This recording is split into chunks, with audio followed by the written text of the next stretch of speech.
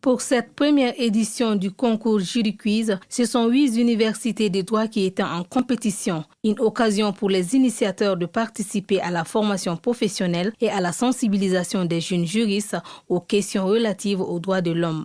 Comme vous le savez, le droit, c'est une notion, c'est un concept qui est souvent très complexe, qui doit être vulgarisé, qui doit être démystifié, et donc qui nous a permis, dans le cadre de cette activité, d'ailleurs comme d'autres activités que nous avons mises en place, un centre d'appel juridique qui a été lancé il y a quelques semaines également, de permettre au grand public de pouvoir avoir accès à des informations d'ordre juridique et de mieux comprendre également quels sont les recours qui existent lorsqu'ils ont des problèmes auxquels ils sont confrontés. Donc c'est dans ce cadre que nous avons décidé de lancer cette initiative qui a duré quand même quelques mois.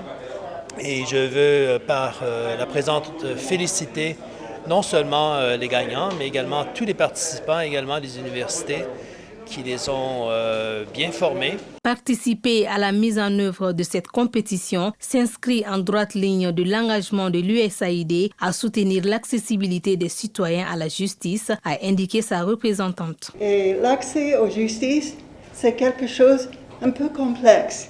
Il y a toutes sortes de choses qui s'impliquent dans l'accès de justice.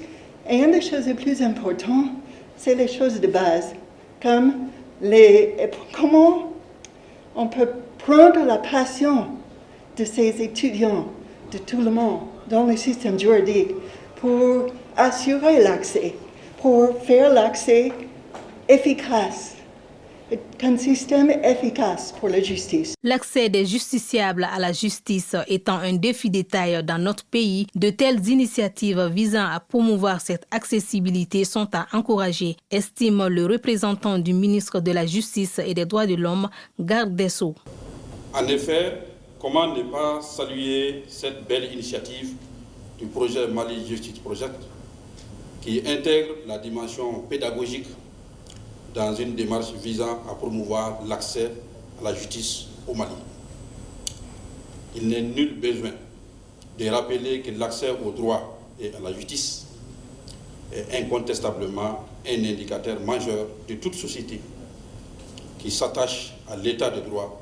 Pour cette compétition, les finalistes composés des équipes de l'Université catholique de l'Afrique de l'Ouest et de la Faculté des droits privés se sont affrontés sur différentes épreuves, à l'issue desquelles l'équipe de la Faculté des droits privés est sortie victorieuse. Et les lauréats n'ont pas caché leur satisfaction. Je sens un sentiment de satisfaction et de fierté. C'est le résultat de longs mois de préparation. Alors, le fait de participer à ce concours est une chance pour nous, mais également pour les téléspectateurs qui suivront ce concours à la télé. J'espère que ces candidats, tous les candidats qui ont participé à ce concours seront une sorte de juridiction de proximité pour les citoyens lambda. Alors nous devons nous renforcer davantage afin d'édifier les citoyens lambda sur les procédures à suivre devant n'importe quelle juridiction pour renforcer l'état de droit.